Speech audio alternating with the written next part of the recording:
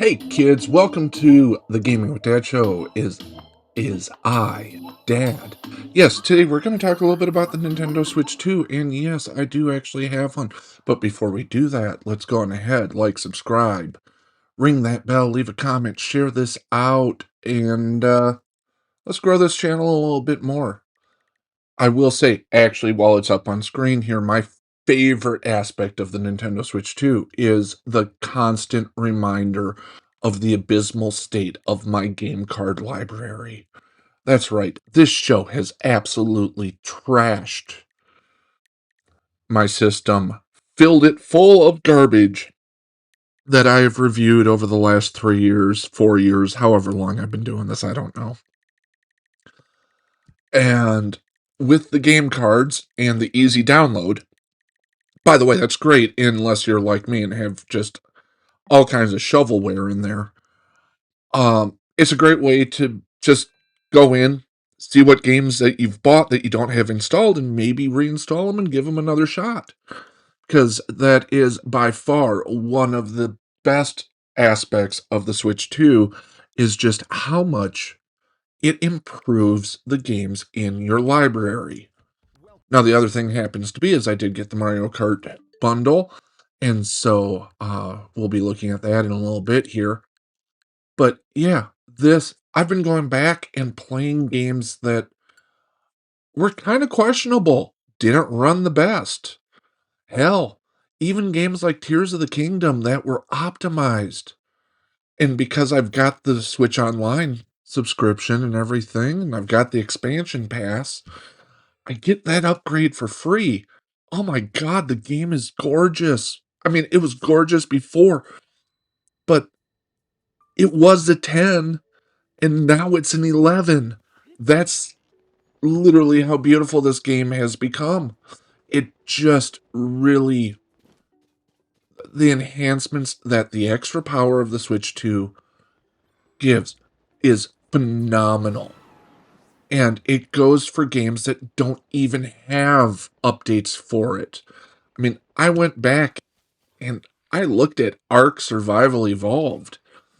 And when that game came out, it was hot garbage. Yeah, the developer did some work on it, optimized it and everything, but you still had screen tearing, you still had artifacts and all that. And the game itself actually runs really well. Now, on the Switch 2, it doesn't chug, it doesn't give any kind of graphical tearing. It's just fantastic what this console can do. Now, there is the elephant in the room, which is the price tag on it. Yeah, you know what? It's expensive. It's right up there with the Steam Deck and some of the Windows handhelds. I mean, it's a spendy console, but all things considered, it's a super powerful console. I think I've heard rumors somewhere along the lines of 10 times more powerful than the original Switch. I don't know if that's true or not, but it is significantly better. It is what we wanted the first Switch to be like, but we didn't have the technology at the time to do that in an affordable handheld. And while you might say 450, 500 isn't affordable, it sure is a hell of a lot better than what it could be. I mean, honestly speaking, it's a Switch Pro. So let's talk about the things I don't like. Um, Still just having the two defaults of black and white themes seems like a cop out to me. I don't understand it. Uh, while I like the new Joy-Cons and I've got kind of bigger hands, the console is still uncomfortable for those of us with larger hands.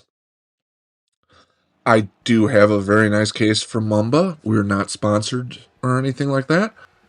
That it's dockable, has some extra little grips on it, makes it a little bit easier to hold, while adding not inconsiderable weight to the console, but not so much that it bothers me. Plus, makes me kind of feel better about throwing my $500 console into a game or into a backpack. And I've got a screen protector on it and everything. I love the fact that all of the Nintendo controllers that I have are compatible, with the exception of the arcade stick from 8-Bit Do. That one kind of bums me out. I did have to update my 8-Bit Do controllers, but they all work. Problem happens to be, they don't wake the Switch 2 up. That's okay. That's one of the things I don't like, is for whatever reason, that protocol changed.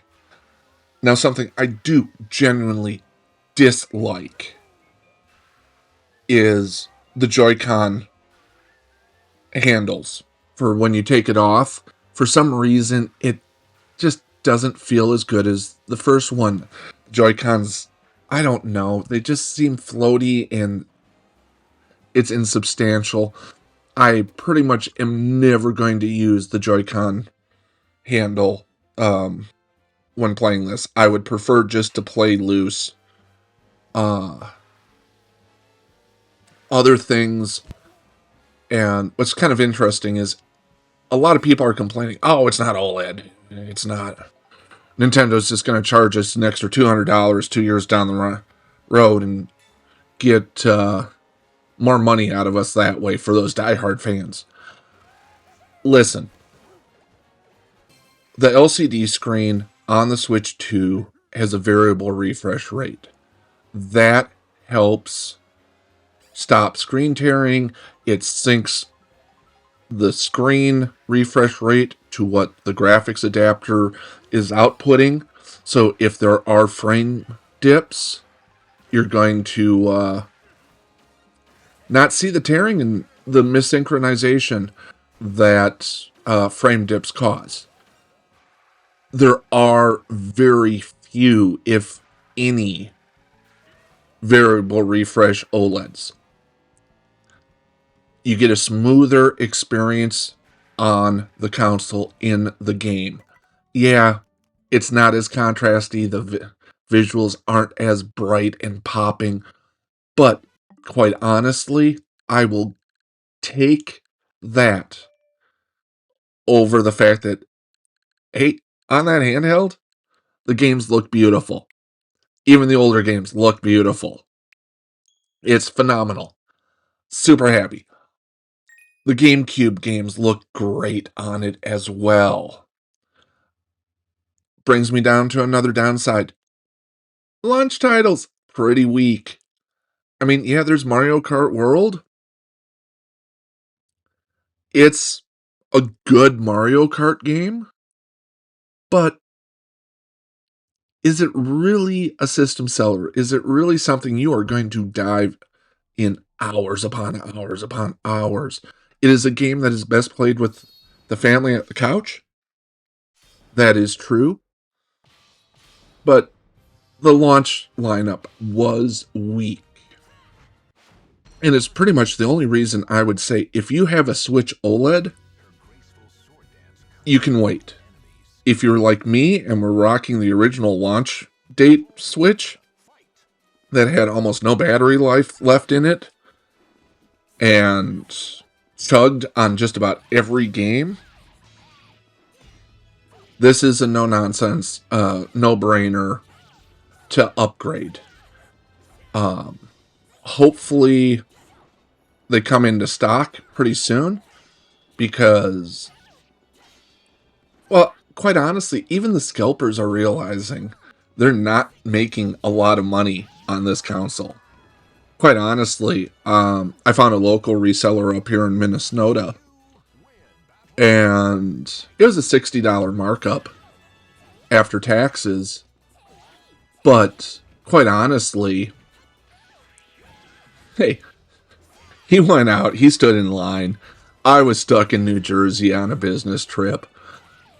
I wasn't going to be able to get one, and my insiders had warned me that restocks were quite a ways out and quantities were going to be pretty low. So I might not be able to get them in Minnesota, where I live, without having to almost constantly just be checking. And so that $60 was worth my time and effort. Drove out there, met him in a parking lot of a grocery store, exchanged the cash, all good and everything.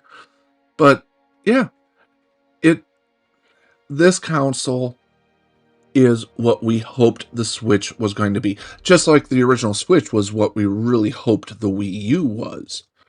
But the difference happens to be is the Switch actually did what the Wii U was trying to do perfectly. Underpowered, yes. But, I mean, here, the biggest problem I have as a creator, for whatever reason, my recordings setup doesn't allow HDR. Yeah, my monitor has an HDR mode. The game capture card has an HDR mode. So, it's all good. I highly recommend that you go out and spend some time and money to get this. Thank you so much. Have yourselves a great one. We will talk to you kids later. Hey, if you've made it this far through the video, make sure to like, subscribe, ring that bell, leave a comment. I've also posted 2 other videos down here as well as a subscribe link. So click, enjoy.